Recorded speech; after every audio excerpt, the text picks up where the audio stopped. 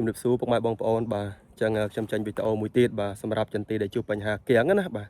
ចឹងមិនថាចន្ទីបាទ9ឆ្នាំ10ឆ្នាំឬក៏ជាង10ឆ្នាំទេឬក៏ចន្ទីបាទតូចបាទ4ឆ្នាំឬក៏5ឆ្នាំទេ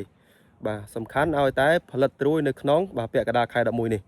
បាទគឺជួបបញ្ហាគៀងតែទាំងអស់ហ្នឹងបាទនេះដូចចន្ទីមកកន្លែងនេះណាបាទអាយុខ្ទង់តែ4ឆ្នាំឬ5ឆ្នាំទេបាទប៉ុន្តែនេះឃើញទេនេះបាទគៀងស្ដោកតែម្ដងបាទចេញហើយនេះឃើញទេបាទចេញហើយគៀងទៅវិញចេញហើយគៀងទៅវិញតែម្ដងបាទអញ្ចឹងសួរថាមូលហេតុអីគេបាទទី1គឺកត្តាភ្លៀងច្រើនហើយសំណើមចឹងថាសំណើមវាខ្ពស់ហ៎បាទបរិយាកាសហ្នឹងវាអាប់អួរខ្លាំងហើយភ្លៀងញឹកទៀតបាទអញ្ចឹងធ្វើឲ្យចន្ទីរបស់យើងគឺជួបបញ្ហាផ្សិតរួមមុខបាទសំបីតែចេញពុកត្រួយចេញខ្នាយមឿនមកហើយបែរទៅជួបបញ្ហាបាទខ្មៅខូចទៅវិញបាទហ្នឹងគឺជាបញ្ហាខ្លាំងមែនតើអញ្ចឹងណាបាទតែបើសិនជាផលិតត្រួយបាទចុងខែ10ឬក៏តាំងពីដើមខែ11មកគឺផុតហើយអញ្ចឹងណាបាទតែបើសិនជាផលិតក្នុងពាក់កណ្ដាលខែ11នេះបាទគឺជួបបញ្ហាខ្លាំងតែម្ដងដោយសារតែបញ្ហាអាកាសធាតុភ្លៀងអីចឹងណាបាទវាមានសំណើមខ្លាំងអញ្ចឹងវាបង្កទៅជាពពុះផ្សិត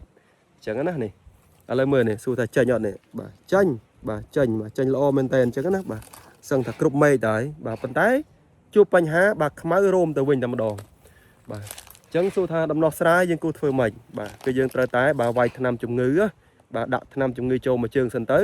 បាទបន្ទាប់មកទៀតបាទយើងអាចវាយថ្នាំបំពន់ចូលទៅក្រោយបាទសំខាន់យើងព្យាបាលពពុះផ្សិតនេះសិនបាទតែបើសិនជាថ្ងៃចែងល្អអញ្ចឹងមានន័យថាយើងអាចវាយថ្នាំជំងឺផងយើងអាចលាយជាមួយនឹងថ្នាំបំពន់ផងបាទលាយទៅជាមួយគ្នាអញ្ចឹងណាបាទបើសិនជាថ្ងៃចែងអីគ្រប់គ្រាន់បាញ់ទៅបាទតែបើសិនជារៀងតែមេឃរៀងផ្អួលទេបាទបាញ់ថ្នាំជំងឺសិនបាទកុំទើបាញ់ពណ៌ចូលចង់បញ្ជាក់កន្លែងនេះណាបាទយើងព្យាបាលវាសិនទៅបាទតែបើសិនជាមានពលឺអីដូចថ្ងៃនេះមានពលឺអីគ្រប់គ្រាន់អញ្ចឹងបាទគឺយើងអាចវាយថ្នាំបំពន់ចូលហើយអាចលាយជាមួយនឹងថ្នាំជំងឺទៀតបាទអញ្ចឹងណាបាទលាយទៅទាំងអស់គ្នាទៅបាទទាំង2 3មុខអញ្ចឹងណាចូលទៅនេះហើយសម្រាប់ត្រួយវគ្គនេះបើសិនជាបាទយើងវាយថ្នាំត្រូវគឺចេញត្រួយមកគឺត្រួយផ្កាតែម្ដងបាទអញ្ចឹងណាបាទមិនចាំបាច់លេងស្លឹកអីទៀតទេបាទព្រោះចន្ទីវាដល់វ័យវាហើយបាទដល់គេហៅថាជាដំណាំមួយបាទប្រកាន់ដល់ដីបាទព្រោះអីចូលចុងខែ11នេះអាចនឹងត្រួយផ្កាតែម្ដងហើយអត់មានចាំលេងស្លឹកអីច្រើនទេជាពិសេសចន្ទីវ័យក្មេងបែបនេះបាទចេញត្រួយមកគឺត្រួយផ្កាតែម្ដងអញ្ចឹងណាបាទនេះ